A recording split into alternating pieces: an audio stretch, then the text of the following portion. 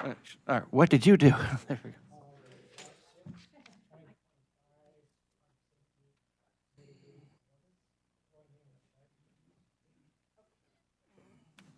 Allegiance to the flag of the United States of America and to the republic for which it stands, one nation, under God, indivisible, with liberty and justice for all.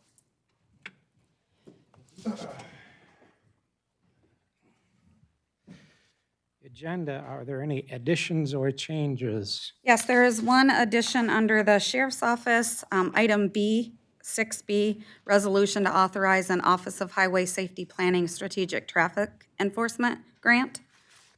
And that is it. We have a motion to approve the agenda. Support. Motion and support. All in favor? Aye. Opposed? Any? Motion carried.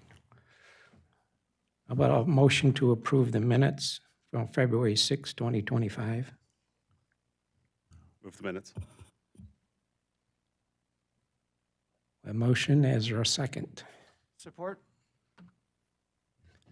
Moved and supported. All in favor, say aye. Aye. Any opposed? Minutes are approved. We now have number 5 on the agenda, limited public comment. Is there anyone?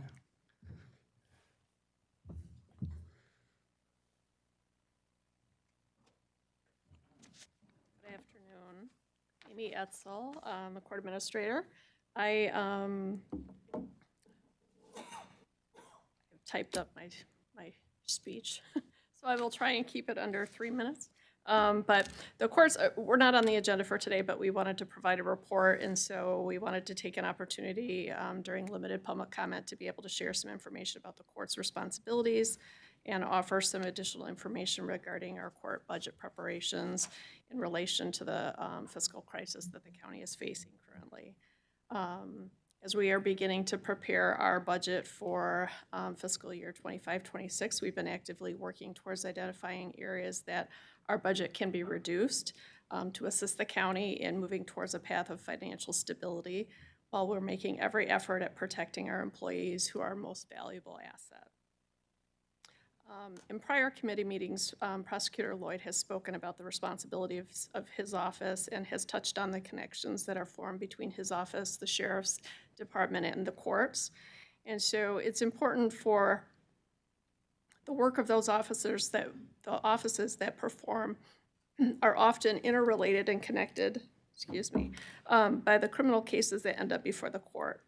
Whereas criminal cases get the most media coverage, they catch public interest and attention. We also want to share some information about the other responsibilities that the courts are tasked with and are responsible for. Currently, our probate court is comprised of 4 full-time employees. We're responsible for handling the wills, the administration of estates and trusts. This court is also responsible for the appointment of guardian and conservatorships and orders regarding the treatment for the mentally ill and the developmentally disabled individuals. Our probate judge is assigned to family court matters and handles juvenile delinquency cases, child protection cases, name changes, and adoption matters, among others. Our district court is comprised of 16 full-time employees, 2 part-time employees, and within that 16, there are 3 full-time employees that make up our civil division. We have 6 full-time employees that make up our criminal division and 4 full-time employees and 1 part-time employee that make up our district court probation department.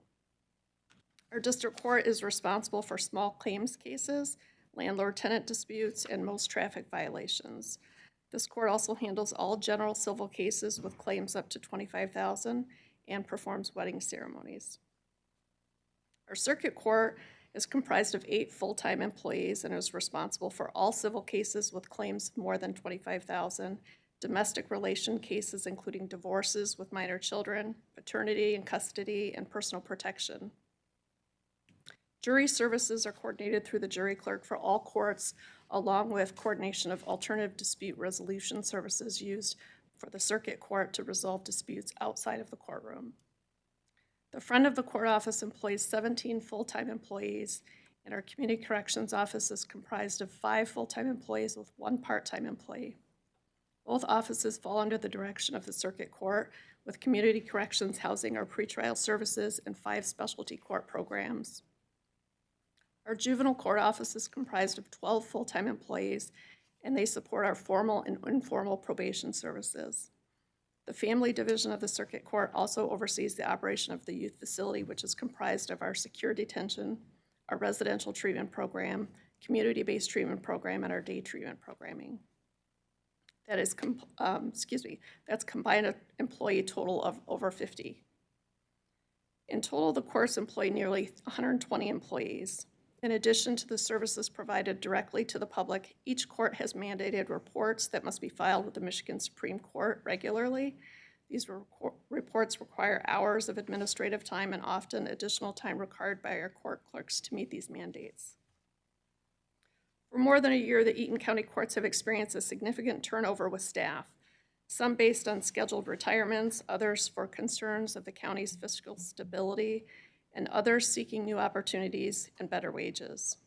With budget uncertainty, the courts have thoughtfully considered each vacancy and have made decisions of pausing and filling the positions in anticipation of personnel cuts that are soon to be required. Because unfilled positions have increased the workload of others, we are regularly evaluating workloads within departments and developing ideas to determine if the reduction of employees is sustainable. Currently, our courts have paused the filling of 2 positions within the front of the court office, 2 positions within the district court office, 1 position within community corrections, and 2 positions within our juvenile court office. We've reduced our spending on subscription services. We've evaluated the needs for the elimination of cell phone contracts for the courts and performed preliminary projections for reducing office printers and taking inventory of computers and identifying positions which could eliminate the higher cost of laptop replacement.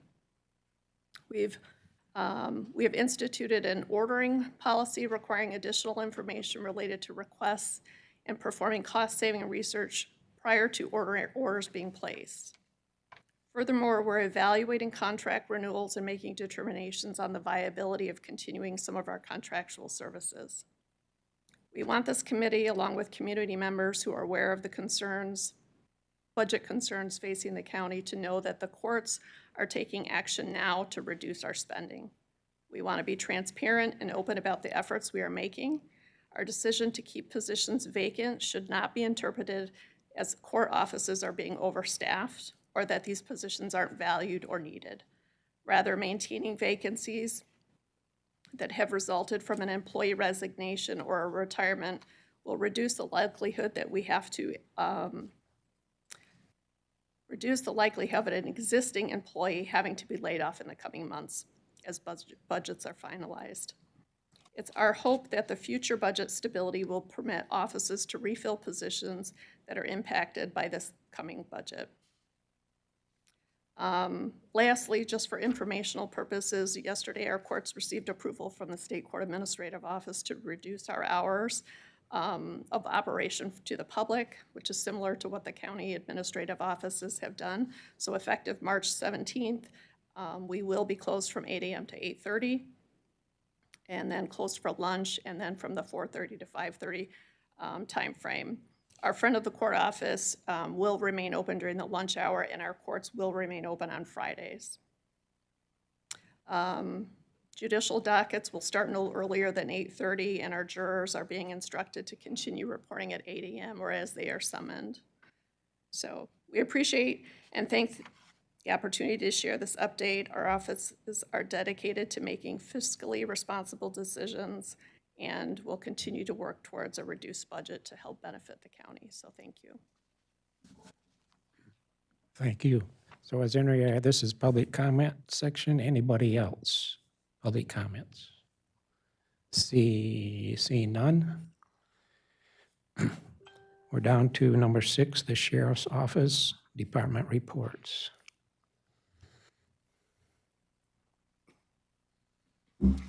Good afternoon, Commissioners. Under Sheriff Jeff Cook on behalf of Sheriff Reich. Sheriff Reich is at another commitment today in Delta Township. First, I want to let you know, if you've seen the reports on the news, we had a pursuit last night that our deputies were involved in up in Delta Township. And in the news report, it did talk about one of our deputies who was struck by the vehicle we were pursuing. His vehicle was crashed into by the vehicle we were trying to stop. It was a stolen vehicle. But the news reported that our deputy was being checked for injuries. And I want to let you know that I spoke with him this morning, and he was treated at the hospital, or examined at the hospital, I should say. And he's fine. I thought that might be a concern that you would want to know about. So he's sore, he's banged up and sore from it, but fortunately, he said nothing serious was discovered at the hospital with all the scans and tests they did. So that's good news. On February 1st, the Rapid City, South Dakota Police Department called and requested us to recover a stolen vehicle in our county. The information we had was the suspect was staying at the Country Inn and Suites in Delta Township. The suspect had taken his father's truck and was with his 6-year-old son, who had actually called the grandparents and said he was scared and wanted to come home. Our on-duty sergeant called the suspect's father, the owner of the vehicle, in South Dakota, and learned the suspect was a heavy drug user and was suffering from mental illness. At some point, the suspect had thrown his phone out of the window because he thought the FBI and Mexican cartels were following him.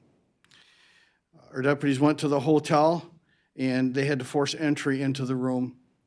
The suspect was arrested on his outstanding arrest warrants, and the child was found to be in good health. Our deputies in command worked with Child Protective Services and together stayed with him until his grandparents came to Michigan and took him home. On February 2nd, at a business called Puff Puff Tobacco on West Saginaw, there was an attempted breaking and entering. Our deputies had conducted a traffic stop on a vehicle in Delta Township with no license plate on it.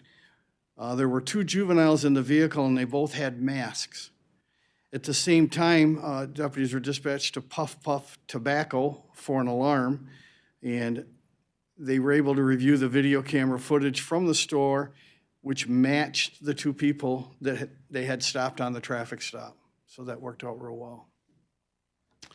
On February 7th, there was a report of a domestic violence at the 10,000 block of Barnes. The son there at the home was reported to have schizophrenia and threatened to get a gun and kill himself. He and his mother got into a physical altercation as she was trying to stop him from getting the gun.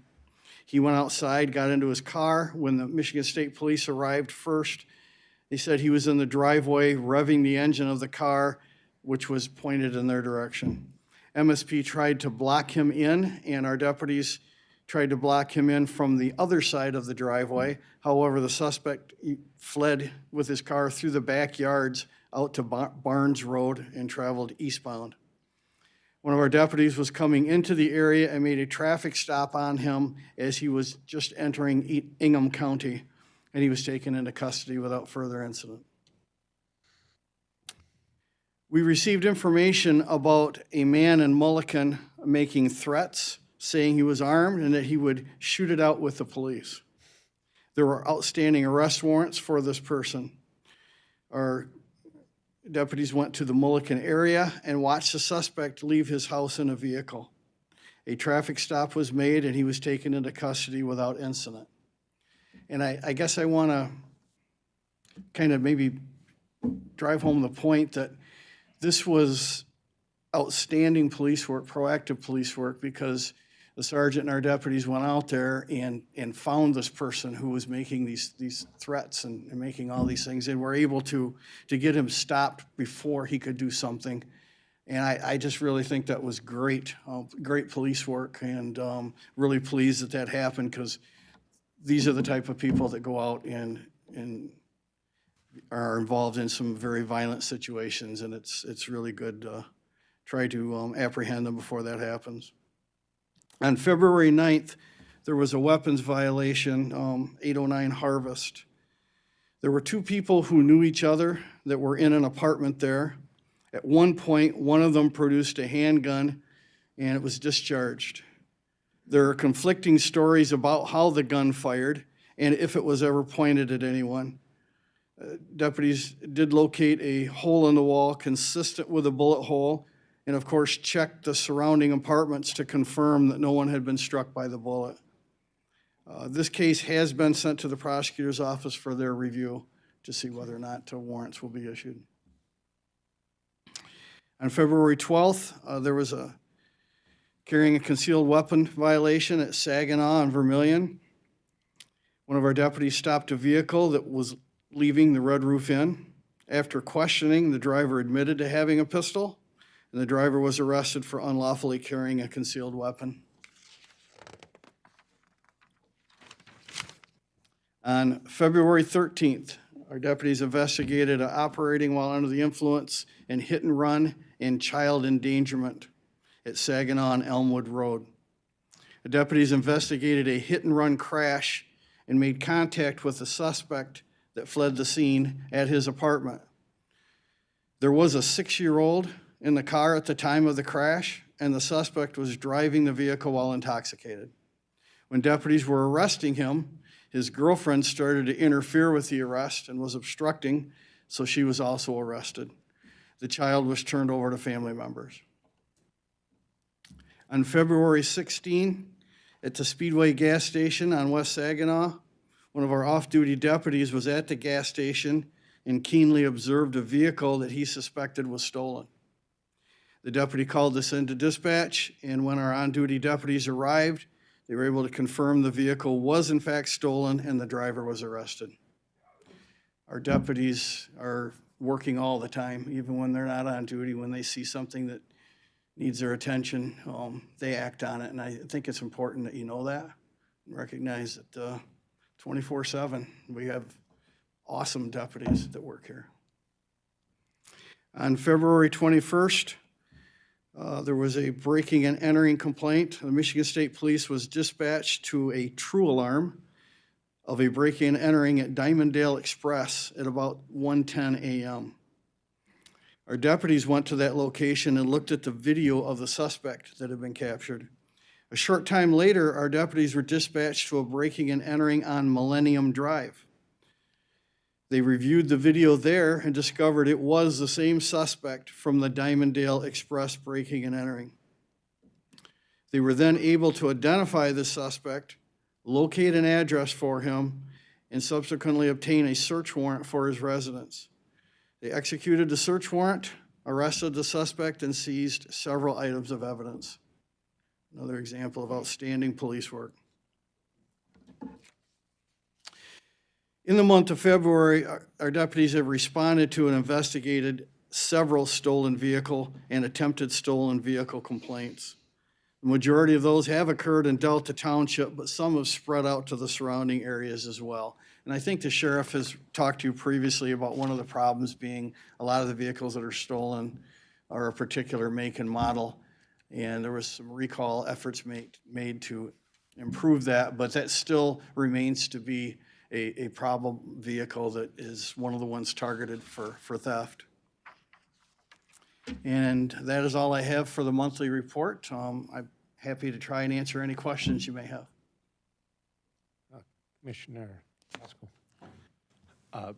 Thank you for the report, Under Sheriff. The pursuit last night, did that end in Lansing Township? It did. Okay, yeah, I actually was driving through and saw the tail end of that. And you said our deputy is in good shape?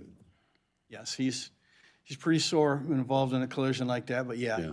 he's not hospitalized. He's doing well. When I Okay, talked to him, well- he's very thankful that it wasn't worse, and so are we. Yeah, well, pass along my best to him, please. Well, hopefully we'll have an update on that in the next report.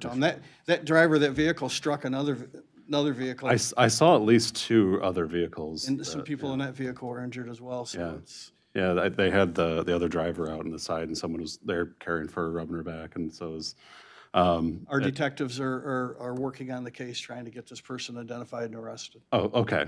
That was going to be one of my next questions, but I guess I would draw attention that, started in Delta in Lansing Township. So there was Lansing Township, Lansing, Eaton County. I don't know if there's any others I'm missing that were involved in it. But great coordination efforts. I'm assuming the dispatch has some thanks there as well. They sure do. Yeah. They sure do. So I'm happy that, everyone's working so closely together and that he's going to be good, okay. And then I can't remember exactly what the case was, but one of the cases was in the Country Inn, I think you said. Yes. Is that one of the areas where we have a grant for policing for trafficking of? Well, it would apply for any of the hotels. Okay, I just know that there's like specific regions that we have. Right, right. I think it would apply wherever we see the need Okay. to do that if we have problems there. In this case, was there any suspicions of trafficking with the child? And No, not that I'm aware of. It was Okay. just, he had taken his son, he'd taken his dad's vehicle and brought his son here. so when I heard cartel, I wasn't sure if there was like Nah, drug trafficking or. Yeah, that's just Just probably paranoia. a further description of when his parents, the complainants, had reported that he was suffering from mental illness. Sure. That just kind of Okay. shows it that perhaps he was a little, maybe perhaps paranoid. Sure. Yeah. It's just always interesting when you hear the name of certain Yes. places and then this kind of stuff that you make those connections. It's interesting, but okay. All right. Thank you very much. Anybody else? I had one question. I think I recall when the sheriff talked about the higher number of certain models, and I don't know if the question was asked if the manufacturer is aware of that and is trying to They are, remedy that for people that's registered with that vehicle. correct. Okay, thank you. Thanks a lot. So moving along, number 7 on our agenda would be central dispatch. Wait, Oh, wait, stop, back. We have a letter B under sheriff's office. Captain Block's going to answer any questions you may have about It's the authorized application for the Highway Safety Planning Strategic Traffic Enforcement Program. A So, program that they've had in the past, but Captain Block's here to talk about it. Yeah, so this is through the OHSP, Office of Highway Safety Planning. This is something that we've done for many, many years. And it's a grant through the state, through the OHSP, and it covers specific traffic enforcement. You've probably seen the commercials for like Click It or Ticket, or Drive Sober, Get Pulled Over. That's what these are that the grant money would be for. Last year we had a little under 400 hours. I think it was like 360 or 380. This year it's bumping up to 440 hours. And those numbers are based on the amount of staff that you have.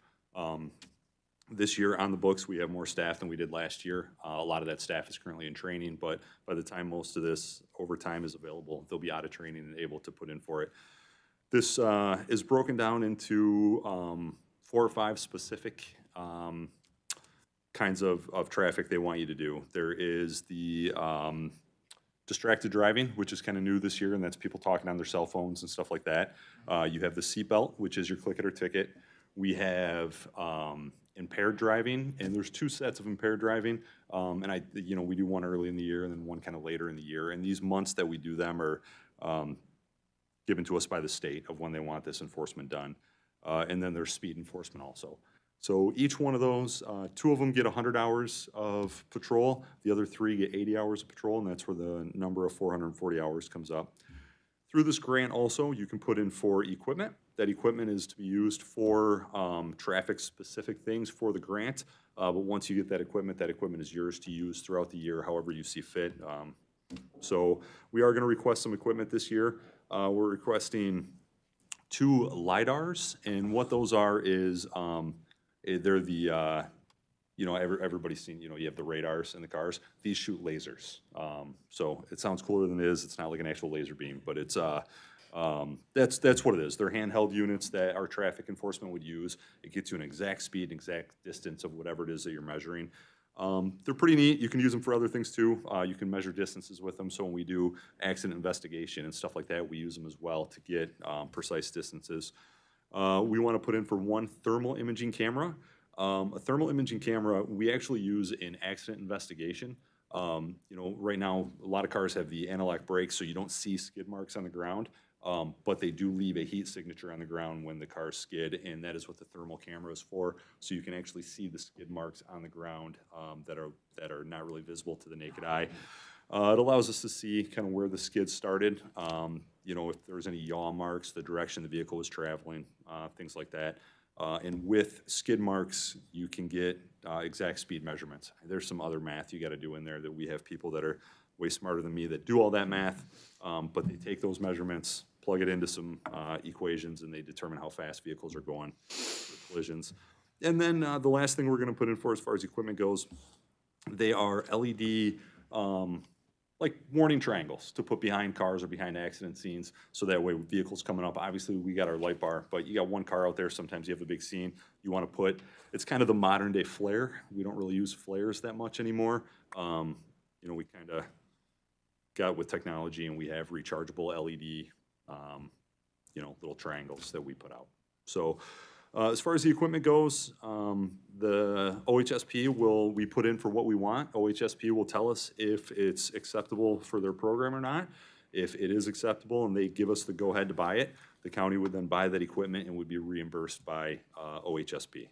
And then all of the overtime, it's the same thing. It's all reimbursed by OHSP.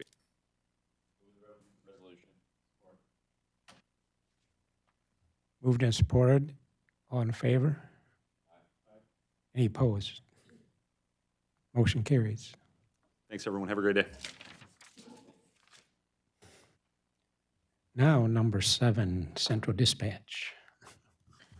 Good afternoon, Kelly Cunningham, Eaton County 911 Director. Supervisor Yarger attended the Emergency Medical Dispatch Quality Assurance Training virtually. This is something that we're working towards.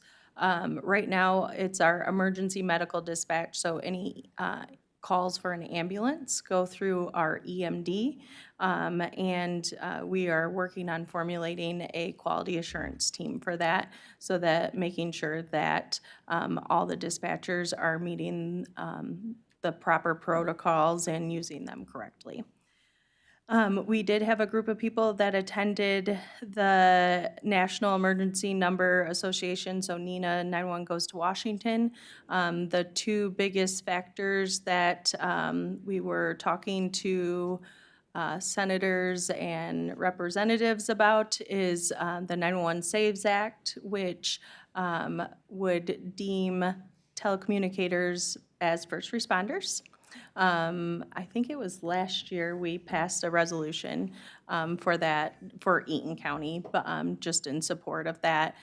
So we're hoping to push that through and get that done, and then also NG 911, so Next Generation 911 funding. Michigan is in a very good spot with Next Generation 911 technology. But the rest of the country, some areas are lacking. And we really want, no matter where you're at, what state you're at in, that you have the same technology and services and expectations of what you get when you dial 911. So those were the main factors that we were talking about there. And then also at the evening, the NG 911 Institute, our team did receive the Outstanding Call Center Award at the reception there. So that was pretty cool. We did have one of our own representatives, it was Alyssa Slotkin's office, one of her staffers came and watched the presentation and took a picture with us. So we appreciated that and thought it was cool that they were able to attend. We do have one open hiring process for a telecommunicator. She is in her last phase, which is her physical and drug test, all that fun stuff. So we're just waiting to hear back from that. We do have an internal hiring process for one supervisor vacancy for Rich Thacker, who is going to be retiring at the end of May. We had one candidate, internal candidate, and following our contract, She just took the test, and before I walked over here, she got 100% on it. So the next step is, since there's only one person, we still have kind of like an interview process that she will sit down with Francis and myself. So hopefully by next month, I can tell you who that is, and then that will leave us with a telecommunicator opening from there.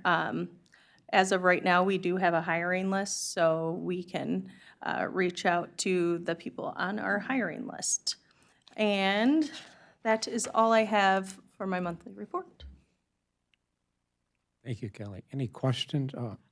Commissioner Haskell? To the point of declaring you folks as first responders, do we know if there's any state legislation that's been introduced on that yet? I know Senator Singh, I believe, had after we did our resolution last time, but it didn't I don't believe so. Right now, we really need it to be passed at the federal federal, level. and then we can go from there. But Probably the best we could do at the state level is a resolution from the state to ask the feds to do it. yes, exactly. So, so it goes through the Department of Management and Budget. And the biggest holdup with it is, so we have our 911 center, but if you go to a smaller county or maybe a different state, our job descriptions are all different. So some dispatchers work for sheriff's departments, some work for jails. So they may answer 911 calls and book an inmate, but we're talking like a city jail where you're booking like maybe one person every few days, not like a county jail. And 911 is just vastly different nationwide, that all of our job descriptions don't match up. So that's kind of where the hangup is, and that's what we have been working on. But it has some good movement, and fingers are crossed that it'll be pushed through this year, so. Excellent. Anybody else? Yes, thank you, Kelly. Thank you. So we're down to number 8 for emergency management report. Good afternoon, everybody. Ryan Wilkinson with Emergency Management. Just a few things to highlight from the last month. We always try and touch base with our K through 12 schools at least twice a year face-to-face. We talk to them throughout the entire calendar year, but make sure we touch base with them face-to-face at least twice. So we had our kind of mid-year check-in with them. Great opportunity to talk to them, hear about their wins, hear about their concerns, bring in some special presentations through like the National Weather Service and decision support services that they provide to schools, the Michigan State Police Office of School Safety, Health Department, 911, of course, ourselves too, and the school resource officers. A really good opportunity just to get around the table, talking, making sure that we're all on the same page and figure out any sort of projects that we may be working on in conjunction with each other.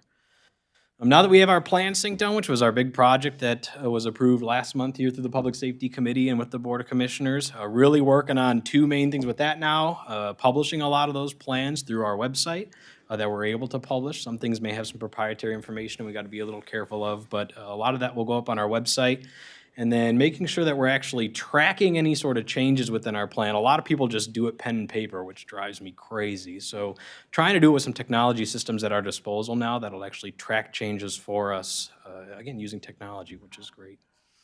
You see some training opportunities that we highlighted over the course of last month. The big one, we pulled some public safety stakeholders a few months back and said, hey, does anybody want to increase their capability as it relates to aerial imagery or small unmanned aircraft systems? And quite a few hands went up from the law enforcement and fire department side of the house. So we decided to bring in Noir Technologies from Clausen to give us what we call a Part 107 pre-course. Basically, Part 107 is the licensure that you have to, the test for the licensure that you have to get in order to fly small unmanned aircraft systems. So this pre-course kind of went through all the different things that you need to know in order to take the test, and then the test, you take a practice test at the end, but then the test is on your own time and dime at a later date. So we'll probably run some data on that in about 3 or 4 weeks just to see who's taken the test and who's passed their test. But that was a really cool thing to, again, try and increase our capability here locally and then even throughout the region. Want to highlight Severe Weather Awareness Week that is coming up this month. A lot of activities planned. You're going to see a big media blitz kind of starting next Wednesday. I already have a couple interviews lined up with some of our local media partners relating to the activities that we do here around Eaton County. But the big one, again, and I've alluded to this, I think, in the past, is make sure on Wednesday, the 19th, starting at 12:59, you're going to hear a lot of bells and whistles. Your cell phone's going to activate from a wireless emergency alert. We're going to have outdoor warning sirens activated at 1. The 911's going to practice with some of their opt-in alerting stuff. We're going to do an EOC activation notification too. A lot happening, but that big thing is that wireless emergency alert test. Again, think of like an Amber Alert to your phone, really loud, vibrates your phone, loud, shrill. And that's going to go across Clinton, Eaton, and Ingham County, the first cross-jurisdictional test in the country. So really excited about that, to be a part of that. Lastly, just 2 action items. The first one is a memorandum of understanding with the Delta Township. So Delta Township does have some emergency management capability locally, given their population size. We certainly augment them a lot with different projects and things, and one of those projects is the use of the Integrated Public Alert and Warning System, which is that system that I just talked about. We maintain that and utilize it at the county. So if they needed something for Delta Township, they would request that through us or 911 as alert originators. And we just want to make sure that we have an MOU in place with them that says that we are going to be kind of the sole alerting authority for the entire county. And this is in sync with our annual, or not annual, our triannual, so every 3-year MOA with FEMA, which we just completed last month also. We try and get these kind of married together. So that's what that first MOU is. Okay, we have an action item. Is there a motion somewhere for? Move it. Motion, any second?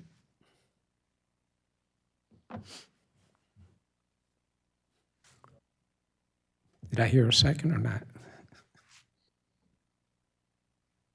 I second it. Thank you.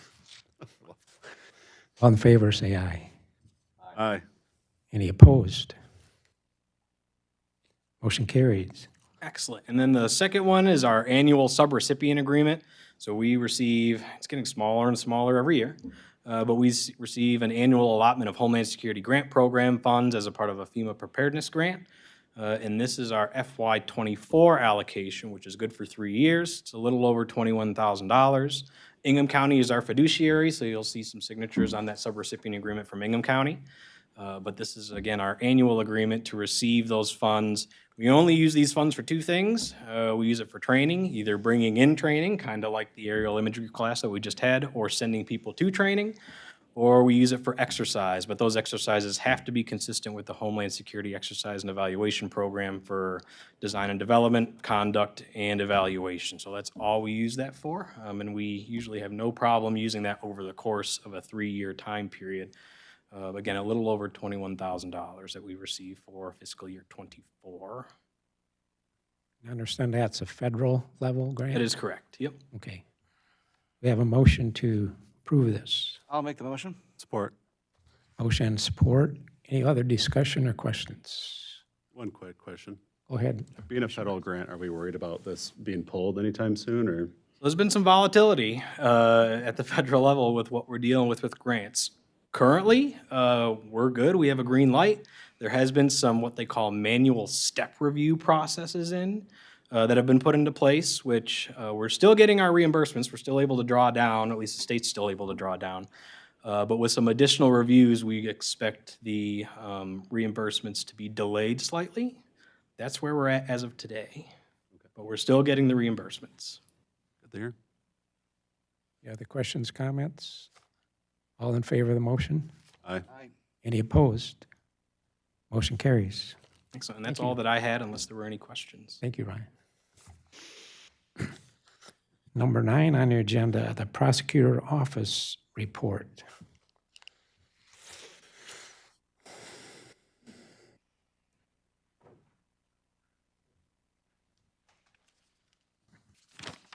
Good afternoon. I'm Chris Anderson.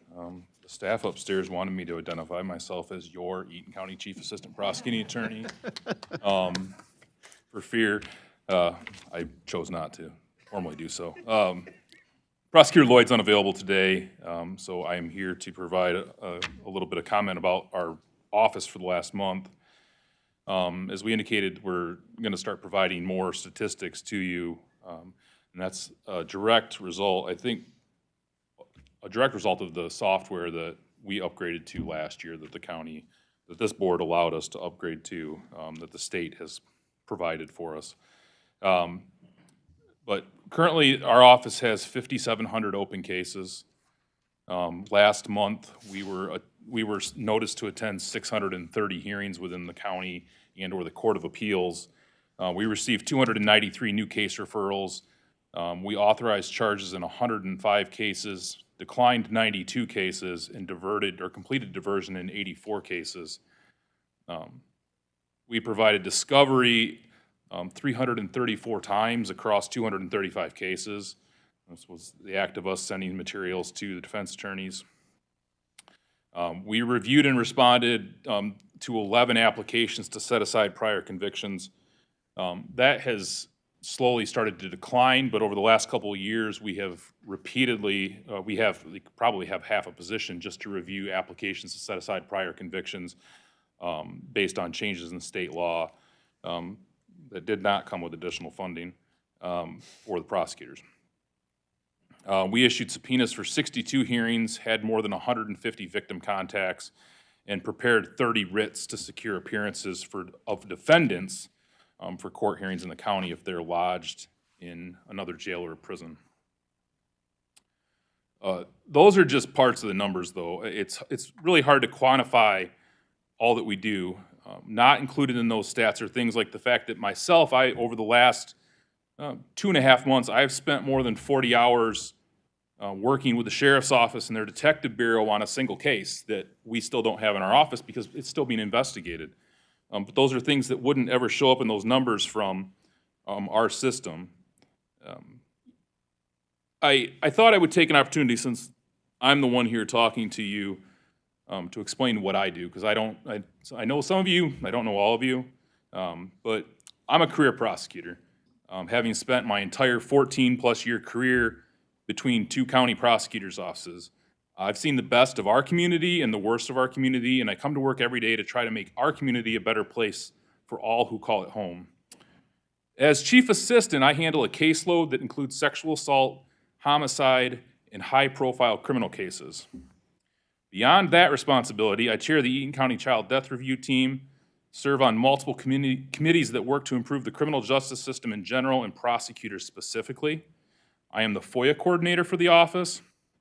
I provide FOIA guidance to the county's FOIA individual, Grace, and to local law enforcement agencies. I'm the project leader of our new case management and file management system, Carpel, which I say is fantastic, and I appreciate this board's willingness to allow us to move to that system. I provide training and assistance to law enforcement, assist in managing a staff of 24 currently, screen incoming cases, as we all do, and I'm available to law enforcement 24/7. My position has changed since I was appointed in 2019. When I started in 2013, I had 3 years of experience when I came to this office, and I was the second greenest attorney in the office. Those above me averaged more than 5 years, and the majority of our legal assistant staff had more than a decade of experience. That all began to change in 2019 with the retirement of Neil O'Brien, who was my predecessor. Including Neil, our office has lost more than 125 years of prosecutorial experience and nearly 100 years of legal assistant experience, a couple lifetimes of institutional knowledge since 2019. I am proud of the people that we have hired to fill those positions, but the tremendous loss of experience and institutional knowledge has drastically changed my workday. Currently, 6 of the 10 attorneys in our office have less than 6 years of prosecutorial experience, and 3 have been attorneys for less than 4 years. Law school and the bar exam don't teach you to practice law, much less to have the sound judgment that's needed when utilizing the broad discretion that's entrusted to us, and is necessary for prosecutors to utilize competently in doing their job.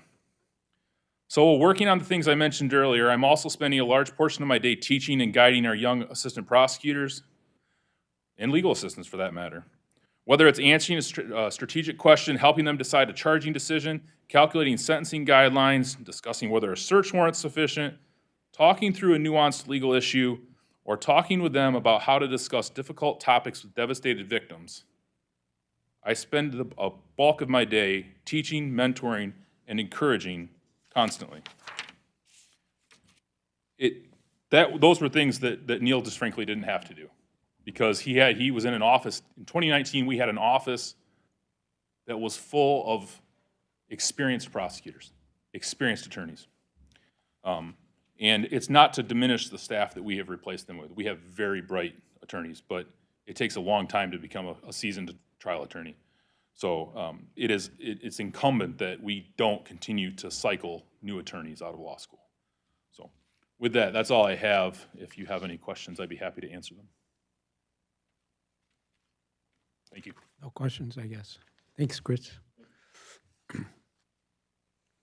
Next on the agenda is miscellaneous. Are there any miscellaneous? There is no miscellaneous. No miscellaneous. Number 11, limited public comment. Has anyone? Limited public comment. I see none. We will adjourn.